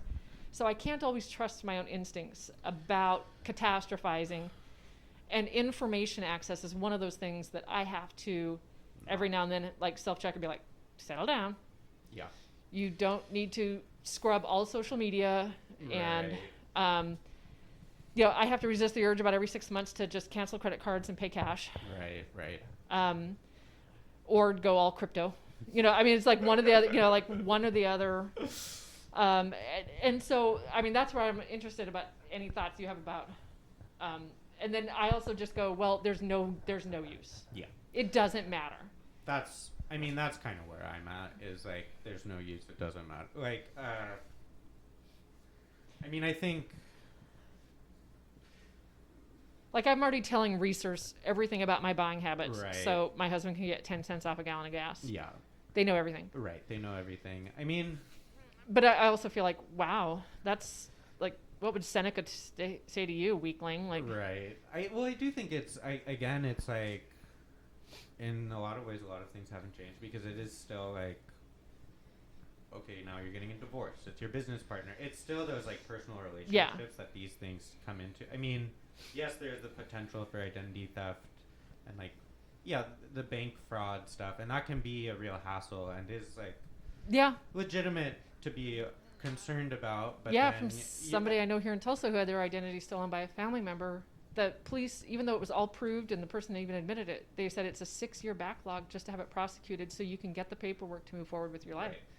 And I think there is a potential for a huge amount of disruption to your life. And when these things do happen, and when you hear about it, on the financial side. Yeah. And it's interesting to see how the financial creeps into the personal and the buying. You know, there's that. So now we're all being data mined. Right. Constantly, nonstop, for our buying preferences, our interests, and that overlaps with the money. Yeah. And our credit cards and our bank. So it's all this spectrum of interests and how they want to know, not just who you are and where you bank, but what you do, what you buy, what you like, what you listen to. I think the difference is that the digitization of all this privacy is like, it's being mass collected. It's not happening in the way that you were doing it. No. Where it's this very personal, individual pursuit of information. It's really it's happening on such a scale, and they don't actually care about your individual buying habits at Reezers. They care about having a data set of 60,000 people that they can sell to X company and have find out this massive data set of shopping habits. I mean, I do sometimes get really excited when I'm like, am I the only white lady buying lard at Jenks Reezers? You know, am I messed up your algorithm? Exactly. I'm just going to buy lard and Tamal ingredient. I'm just going to mess up your algorithm. And I'm like, oh my God. YouTube thinks I'm a 70-year-old retiree who's only invested in gardening and flight simulator videos or something. I have one friend who said she does, like, once a month, does a whole bunch of searches for really high-end jewelry so that the algorithm is just pretty on social media. Awesome. So she's like, it's just sparkly. I just look up De Beers and diamonds and sapphires, and then for weeks afterwards, my feed is just so sparkly. That's a great idea. I like that. Yeah, and everyone like spacing it out and writing one letter space capital letter when they want to spell something, so that they don't have like betta fish food coming up in their algorithm for 3 weeks because they asked somebody how their new fish is doing on social media. Yeah, it's I mean, I think it is, it's a world of paranoia that you can easily delve into, but I think it's still about these personal relations. I think it's like, at the end of the day, it's really about who is the person that would want your information? Like, who's the, I don't know. Who would want it? Yeah, I do recommend that people actually maybe once every 2 years actually call up your utilities and just go over it with them. Right. And go, do I have anybody else authorized on this account to make any changes? Do you have any old billing addresses? Why don't you go ahead and purge that? Can you delete that or not? And just kind of check in on that stuff. Yeah. Because we forget. When everything is running smoothly, we completely forget. I've had people not realize that they had somebody listed on their account and have that person wipe out. Right. And I mean, I feel like there's a lot of people who don't understand legally what it means to have a co-signer on your account at a bank or an authorized person on your utilities, all of those layers, and that there can be disruption accidentally there. And that and all of these companies, most of them have the capacity to put notes. Right. And so you can tell them, I've been stalked or harassed in the past. Please confirm this before you proceed. It won't always work. Yeah. They won't always bother to read it, but it's another layer. And you can make those requests, and they will try to do that. You can even have a request that they don't talk to you on the phone; they have to call you back. Yeah. That's interesting. Right. So that nobody can call in. So yeah, there's definitely ways to go about it to just add a little bit of layer. Most people don't need it again, but they don't know they need it till they needed it before. Right. Yeah, I mean, that's what's interesting about, like hearing you, paying your utilities and kind of is that, I guess that is how I think of it is, like, when the moment comes, do you have the ability to create that private identity? And I think that's how we talk about, like, in with our crypto party workshops. That's kind of how we talk about it is like, you're not going to be able to lock down your regular computer and protect all the information coming out of it. But what you could do is you could buy a computer in cash. You could never use it on your home Wi-Fi network. You can keep it totally separate from you and your normal identity, and that can exist as this separate thing that you can use when needed. And that having the ability to go into a private identity or an anonymous identity persona when needed for that specific use case versus trying to constantly live in that space. I've even considered setting up an LLC for utilities and having that be the business name on everything, that it's not a personal name anymore. And that, although even then, most utility companies require a social security number at the root of it all. Yeah, I'm a little curious. I've got one more back room in this space, and I was thinking I could set up a PI office, but dun, dun, dun. I was looking into the Oklahoma regulations because I just was like, it's like the artist thing of like, I don't have the ability to get a regular job based on, who's going to care that I work for this artist, that I know how to pour polyurethane. When you have a bunch of useless niche skills and also if you've been an artist, that means you've been independent. Right. And that means that you're really going to have a hard time. Terrible employee. I'm the worst employee you could possibly imagine. Yeah, I mean, it's been so hard on my husband, who has a very, very normal polo shirt corporate job. Yeah. He's a commercial insurance underwriter. You fell asleep while I said it. And don't get me wrong, I love that he has this stable, nice, normal job. Artists should not marry each other. Right. Somebody needs to have health, health insurance and a 401k. Yeah. So I do like I appreciate, I will ride the stability train, but with the last 6 months, he's been working from home, and I have never had to see his work persona. Oh.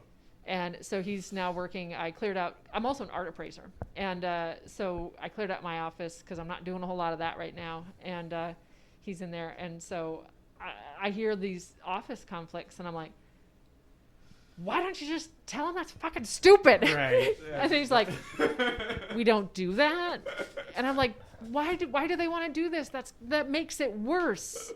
That makes it worse. Yeah, the level don't of they, civility required. Well, and like, diplomacy. Why are they not results oriented? Right. They're not results oriented, because if they were results oriented, a lot of these jobs wouldn't exist. Right. You wouldn't need to manage people. Right. Because you would just go, oh, are you doing what we asked you to do? Great. Yeah. And you would move on, and you wouldn't need to micromanage them. So you have to create jobs. So, I mean, that's what actually being an artist has ruined me.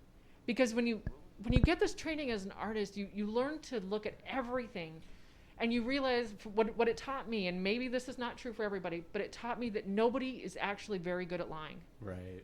That's interesting. When people think they're lying, they're projecting what they think you're going to interpret. So when somebody is all khakis and polo shirt, they want you to see stability. Right. They might not have it, but they want you to see that. And what I see is I see somebody who wants me to see that they're stable. When you see somebody who so I live in suburbia. It's a necessary evil to get my children through school, but like all of, a lot of the porches have chairs on them. I walk my neighborhood constantly. I'm a runner. I'm a dog owner. I walk and walk and walk. I've never seen one person ever sitting in any of these chairs on the porch. Because in suburbia, you don't use your front yard. Right. Your front yard is for projecting to the public, Yes.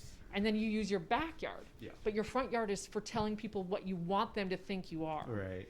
With your chairs and with your welcome farm sign Yes. and your wreath that you change quarterly and all of that Maybe a nice stuff. flag. And I'm sure they all hate my wildflowers. Right. I'm absolutely positive they hate my my wildflowers I'm that going change. to do that I have a neighbor who comes by and critiques my yard every few weeks. And Yeah. Tells me to. But everybody is telling the truth whether they want to or not. You know, most of what people are projecting is what they think is their shield. Right. The thing that they put out in front of them that says, this is who I am and this is what I represent. And most of it is not true. Mm-hmm. And most of it is a deflector so that you don't see behind it. But, you know, knowing somebody's biases or their fears tells you a lot about what's behind it. So Right. in suburbia, everyone is trying to project stability and niceness and politeness. Right. And they will never sit on that front porch, but they want to project the idea of that. Farmhouse decor. Right. Is that not hilarious? Right.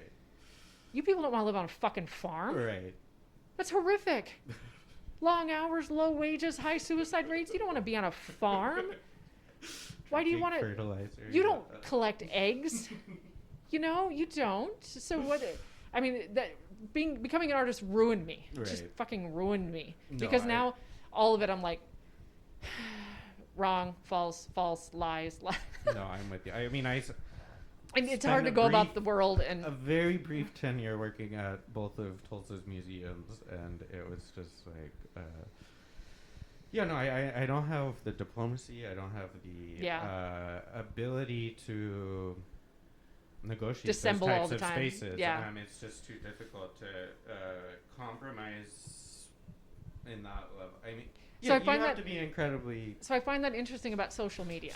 right. Because that's where like identity and concern about privacy and all these things intersect, and social media is a really bizarre, fun experiment to watch Right. as people project certain things, Right.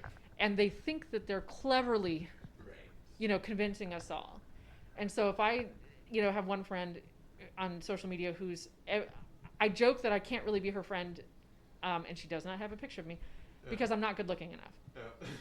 Like there's a minimum level, entry level requirement Page, right. for not just good looks, but photogenics Right. and hair and all of it. I don't even have the clothes. I don't have the clothes. I can't be there. And so, but when somebody has such a polished persona, you know that it's not real. Right. Like it's not even authentic enough to trick you into thinking it's authentic. Right. Like the Instagram influencers who have the same clouds Photoshop behind them because they Right. just use the same blank sky every time Right. as they.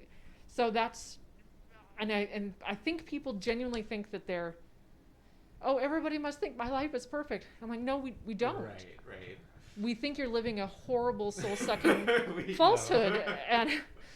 and that someday when you break down and have to be real, it's going to be really painful because you've been Right. propping this up for life. So that's what art ruined me for, was that I don't think anyone is actually very good at lying. Interesting. Because even if your yard is a shambles, that's you telling people what you value. Right. That's not just you're too busy. Right. You weren't keeping it up before, and then now you have a sick family member and you're just too busy and you can't Right. do it. No, you're telling them what you value. Right. You don't value mowing on the angle. Right. You don't care if your life is in the front yard and the backyard. You don't care. And you're telling them that. And what they are seeing is that you're not propping up the expectations Right. of having a nice tidy front yard and keeping this, and you have an ashtray on your front porch, all these Sowing the things. seed, yeah. But you're projecting yourself and your values, which is bluntness, not dissembling. And everyone is constantly doing that. And it's once you learn to see through all of that, Right. that the world gets kind of exhausting and I have to turn it off because I'm like, oh, there's a nice bench outside their house in the middle of a lawn that is mowed. The bench has been there so long that the turf has grown up around the legs. No one has ever sat in it. Right. Or the welcome signs to a door that never gets opened because people drive in and out of their garage with the automatic opener and never Right. actually use the door. So I married somebody from stable suburbia, Yeah. and is a trip. It is an absolute trip. I mean, before I married him, I'd never had a garage that opened. Right. I did when I bought my house here. That was like, I was like, I can just sneak into my house. Like I can come in without anyone seeing me. Yeah. And I'm like, what a powerful. Yeah, and how much of ability your this is. Like, yeah. I can yeah. shut the door and then open my car and get out. Yeah, And like, no one sees me. They don't know my groceries. Yeah. They don't know what I'm wearing. They don't know if Yeah. I'm tired or not. Yeah, you start to have more and more layers of insulation. Yeah. And like we know very few of our neighbors. And we lived Yeah. there 7 years. Yeah. Yeah. I almost got in a fist fight with one of my neighbors over a GT Bynum yard sign that they had. Like, I flipped up. They put out a GT Bynum sign, and I flipped off their house, and then he followed me back to. He got in his car and followed me back to my house. So that's a lot of projection And of values right there on both your parts. There's a lot going on. There's a lot going on. There's There was a lot going on. of but I disturbed the delicate balance of civility, and yeah. peace and stability in my neighborhood. Yeah. Yeah, I just do it with clothes, like what people's clothes wear. Right. And as a result, I've ended up in a uniform of just like plain pants and V-neck shirts because maybe that's the most neutral thing a person can wear. I don't even wear pattern. Right. I mean, that's maybe art killed me for that, but you know, I'm like, God, now I have to care about all this stuff, like architecture that is patently false. Right. Like it's not used. Right. Well, yeah, people talk about. Well, yeah, like my when you favorite get like houses that are advertised with great entertainment spaces. right. Bullshit. You're not That's- entertaining. When you like. You get radicalized or something to a certain degree, and then you can't watch movies without. Yeah. You have to really work to shut off this kind of critique. Yeah, that to you're go back to doing, that, like, and, la la, I just don't know it. it's- Yeah. It can be very difficult. So That is why I watch a lot of YouTube and not like produced media. I think is Yeah. because it's like way easier to watch something that is just amateur and not have to get into all the like layers of ideology And their intentions and what they're intending for you to take away from it yeah. versus yeah, and then we have artificial authenticity. artificial. Yes. Yeah. It is interesting. I mean, I love how much of it is based in the social and is not. It is an art form, and I mean, there's a creativity and a technique and a lot of. It's not some procedural like dial 9345 and you're through. No, and I will say that what I took away from it in the long term was a revulsion towards inauthentic interactions, a real avoidance of using those skills that I'd learned in person-to-person relationships. Totally. That I don't want to be that person. I don't want that feeling of now I'm putting on this persona and I'm saying the things that I know you want to hear so that I get a certain result or something. And that has definitely been a hindrance at times because I don't play politics. I have with some age and maturity. I don't fall on every sword I find anymore. So, you know, I don't flip off every political sign in the yard. I've learned a little bit of discretion as the better part of valor with some age and maturity and some time under my belt. I'm very easily riled up. Yeah, so I'll bet if you saw a sword across the street, you'd be like, let me fall on that. I'll fall on that. Give me your sword. I'll fall on that one. And that's your call. But it did make me want absolute integrity in my interactions with people. Yeah. And to recognize that feeling of, because I did it so intensely to such an extreme, I think a lot of people don't recognize when they're doing that with other people. Totally. And they think that that's just them being nice or polite or good manners. And they don't have a distinction between, their authenticity and their illusion. Reminds me of, there's this Ursula K. Le Guin short story, Solitude, where the society lives by 3 rules, and that's listen, be aware, don't practice magic. And magic is defined as using power to get power over other people. Yeah. And I really love that. Yeah, just like thinking of, am I trying to use my power on you right now? And am I trying to use my charisma? Am I to get something out of you? And That doesn't benefit you either. And so charisma and stuff can be incredible when it's mutually beneficial. Right. When you're, adding your energy to somebody else's energy. Right. But because I did that for so long, I really became very hyper aware of when I was doing it. When you're practicing magic. Yeah, when I was practicing that. And also that there was a price to pay. Yeah. That if you're a person that values integrity, afterwards you've got a hangover. Right. You feel that and you go, I was not genuine with that person. And you realize that just because you got something from them, you weren't seen, you weren't heard, you didn't make a connection. You might have gotten something from it, but you didn't maybe get what we all want.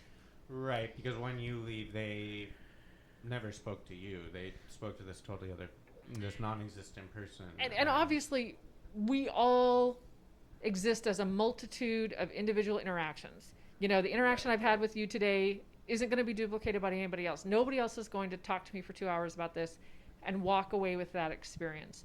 I'm going to have different, so I'm going to exist as a different person for everybody I know, and that's obvious, but I can choose to make sure that I'm more authentic, and so that when a host of 10 different people see me at one time, that none of them feel like they're seeing the fake me. Right. That they might have had individual experiences, but that I am going to be a genuine person. And the falseness of that experience working there and doing that convinced me that was not something I wanted in my personal life. And I could feel it creep in. Yeah, it's very tempting when you're good at that to let that salesmanship and that charisma. Yeah. Yeah. And a lot of people are in their lives. Yeah. And a lot of people very much are. And also becoming an artist and learning about the art side, theory and ethics about that, is that you realize that a lot of people are making the art they think people want. They are getting an enormous emotional feedback off of being a certain kind of artist, being a member of a certain group. Yeah. No, it's hugely. Only like 1% of art is about the actual thing you're producing. Yeah, and there's so having all those experiences sort of overlap, and then being an artist and having to think really consciously about authenticity and purpose and relationships. It's not easy, because I realized being ignorant was pretty easy. I didn't have these existential questions late at night about what am I doing and why am I doing it, and is it worth doing, and am I compromising myself by engaging on social media and letting people see what I'm doing while I'm doing it? Am I being influenced by them? Are they pulling me one direction? Am I just after the like train? Right. So there's, when you care about those things, you have those questions. And I think there's a lot of people that don't care about those things or have those questions. And sometimes I kind of want to be them. I kind of want to have the Men in Black brain eraser. Totally. Go, can I go back? Yeah. Can I go back to not knowing and caring? I want to be in the Matrix and be like, yes. Yeah. Put me back in the Matrix, maybe. I go through modes where I can open up, just a little, I'm going to let myself not worry, give yourself some leeway and stuff. Be the movie viewer, get the popcorn, exactly. Enjoy the show, and then let it be a show. But if that goes on too long, then you get those other things coming up. And I think maybe if you can mentally prepare yourself and go, this is a mental spa day, and I'm gonna enjoy the movie. Exactly. I'm gonna download and watch Picard, and it's gonna be fine. And it's again, it's there is something about it's like you're flipping off the neighbor. It's like I don't need to critique, But maybe some part of you feels you need to sometimes, or a percentage of the time, or something. I can't be totally passive to it, but I also can't be in this hostile mode all the time. I have to accept that this is the world I'm living in, and accept some of these parameters at a certain point. Yeah, I every now and then I'm tempted to seal everything off and run back to the woods. And I not mean, engage. I'm always a fan of the prep. I don't think you should resist your prepper instincts. I think So when the build a pandemic, bunker. so when the pandemic hit, I had 6 boxes of nitrile gloves, 8 quarts of 90% isopropyl alcohol, Amazing. and also like a large supply of what I would call contractor bags, large trash Right. bags, and duct tape. You know, I mean, You're Ebola right. could break out in my neighborhood, and I'd know Right. what to do. So, I did resist getting the full-on safety goggles and stuff. Face shield. Yeah, because I was like, whoa, if anyone finds this stash, they're going to have some questions. And so I've had that for years Yeah. as my stash pile for pandemic. That's amazing. And it's actually really bad for the catastrophist to get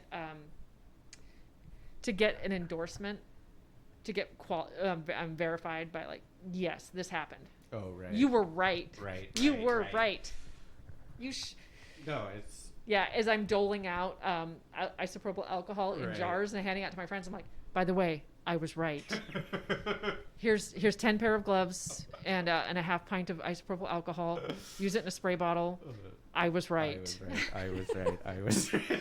So I also have a 50-pound bag of flour stored that has not been touched yet in the pandemic. So I did a little panic shopping at the beginning. Yeah. But I also don't feel like it's panic shopping. I listened to a lot of news about the food industry after that, and part of me wanted to go, have you guys ever been poor in a rural place? You're talking a lot about trust. Right. Trust. Have any of you ever gone hungry? Mm-hmm. Have you ever just not had access to food? You guys are acting like this is a ridiculous concept that people should be, can't possibly be afraid of any of this breaking down. Right. And I'm like, well, I don't think this is far-fetched. Right. I've lived without enough heat or food or access or transportation. I think shit could go down. So maybe it's not crazy. Right. Maybe it's not good if we all react this way to your system, to how you're trying to supply everybody. It doesn't fit in your algorithm very well that we all stock up with 3 months. That's going to hurt the supply chain, obviously. Right. But I'm not sure that every individual, I'm not sure you've earned the trust of every individual. Yeah, no, it's not like our status quo is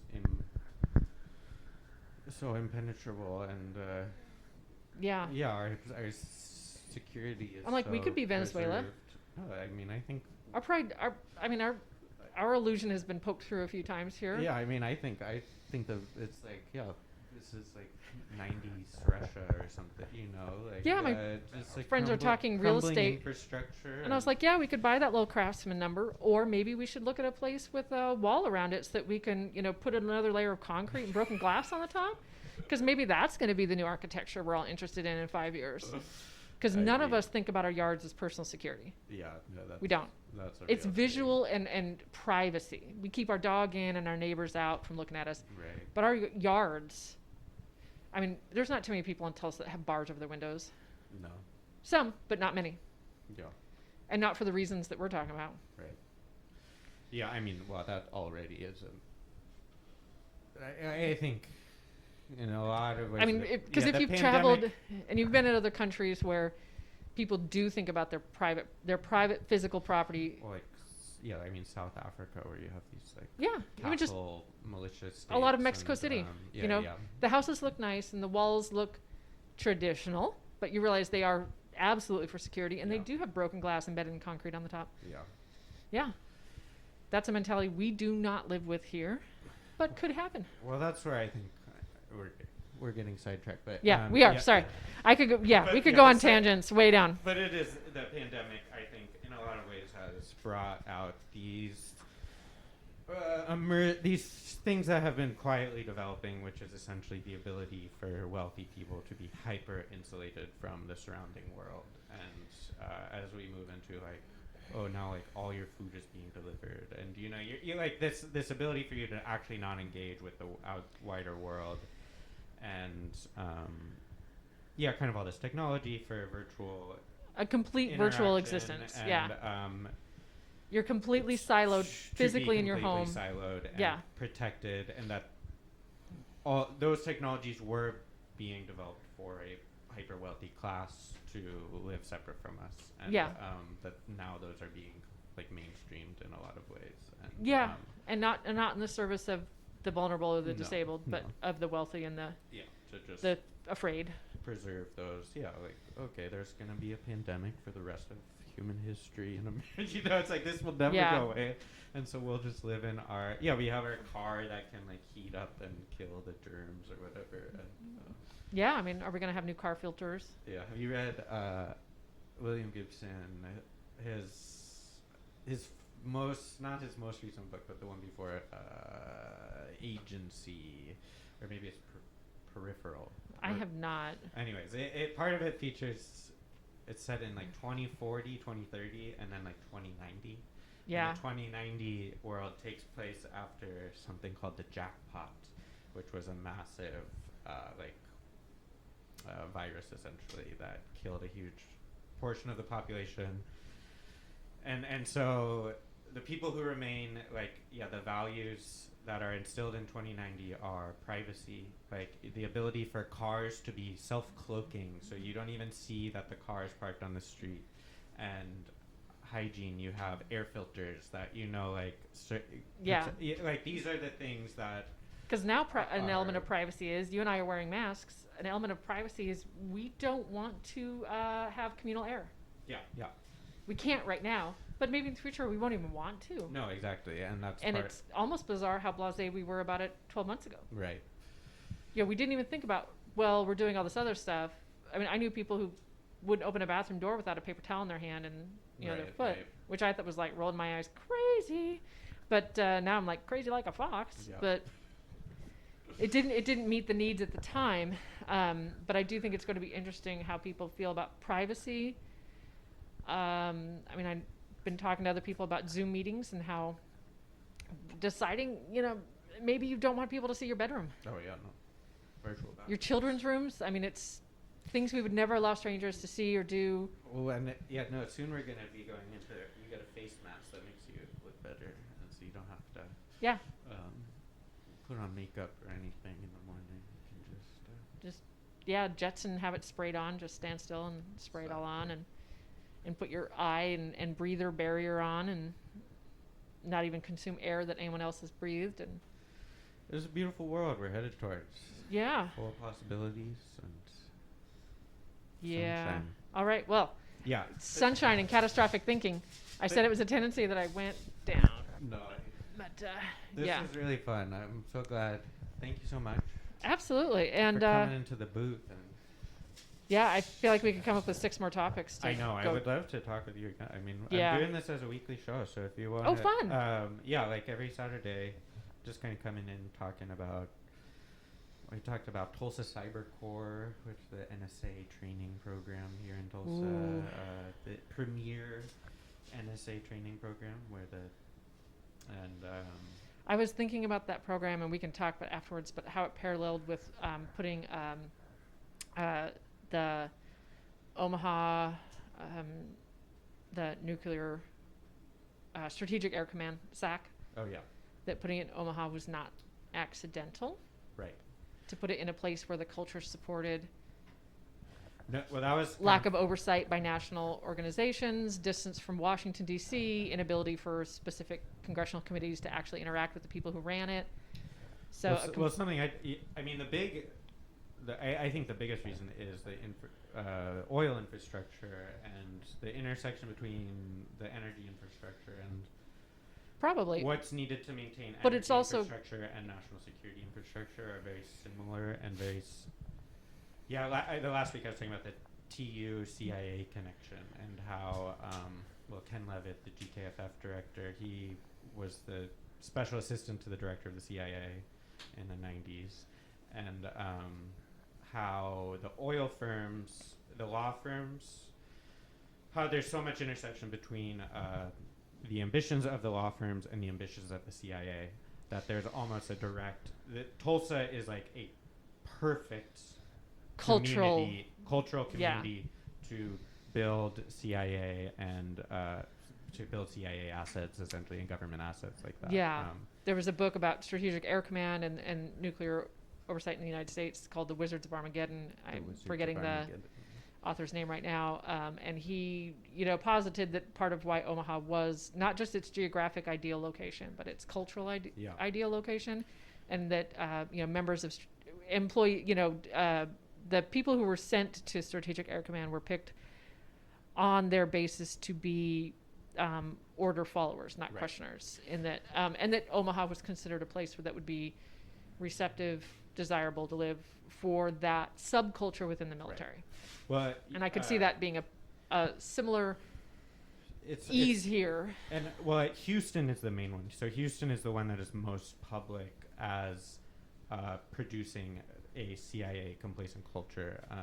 And so it's really like that is the direct, like the Houston oil world is it 100% connected to the CIA. And yeah, it's that same kind of Tulsa, Omaha. These are the same economies. They're the same infrastructure. It's these. But also very distant from federal oversight. And physically, yeah, you just don't go in. And so, in the Wizards of Armageddon, he talked about how even the subcommittees, congressional committees, thought that they were creating policy that was being listened to, but when it got to Omaha, it was just put on a shelf. Yeah. Like they had no idea it was not. JFK didn't know it was not going through. Like, because they didn't go there. Right. And so they didn't know that there was a culture shift as it wound down the pipeline to where it just got ignored. Yeah, and that's when. And I think that the location plays a big role in that, and the culture of the location. And well, yeah, I mean that's the idea of the deep state. This idea of part of the national security. I'm gonna have to get you that book. Being resistant from. I would love to read that. Yeah, existing separate from the partisan politics, and then Tulsa, Houston, these spaces are patriotic. This kind of like patriotism that is. We might have to get that book and read it and talk about it. Yeah, that would be fun. All right, well, I'll let you sign off for now, and then we'll think of more topics. This sounds great. We've been listening to a real life private investigator turned artist, Molly Murphy Adams, only on 91.1 Kano Radio. It's the Pulse of Tulsa. We hope you have a wonderful day, people. I really do have to get that book, Wizards of Armageddon. I'm going to check that out. Yeah, there's a short podcast where Dan Carlin, if you ever heard of his podcast, interviews the author. Oh, really? And goes into depth. And Wizards of Armageddon was the original book, and then he's written a new one talking about how like McNamara was making all these policy changes, and then found out none of them had been enacted. Amazing. Like he asked Strategic Air Command, how many nuclear warheads do you need?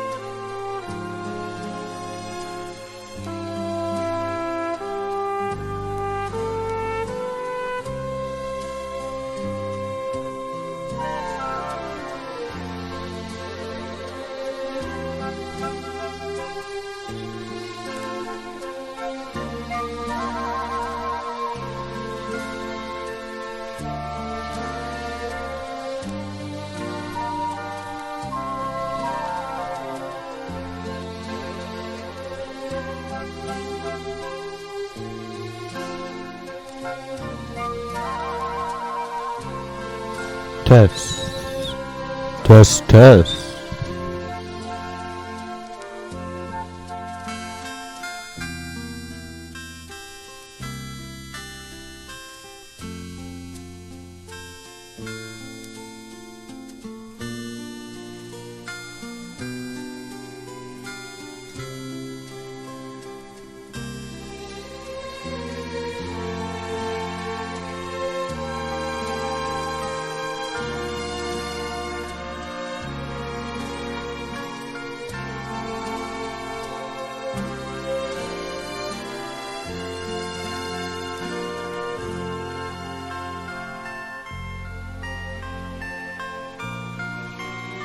Checkaroo, checkaroo, checkaroo.